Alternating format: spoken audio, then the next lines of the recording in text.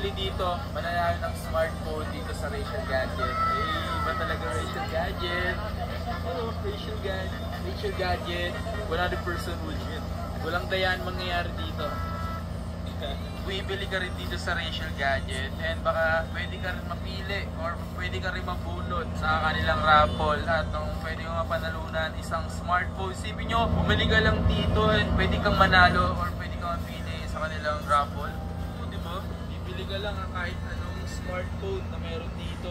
So yung araw din mismo tayo bubunot dito sa Rachel Gadget. Mga bumili kasi dito mga pang, pwede kang mapili sa raffle ng Rachel Gadget. At ito yun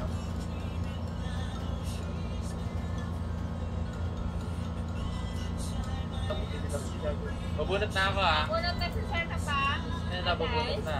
Idol, andyan ako kahapon. Kala ko maabutan kita, sayang Ay wala po kahapon po.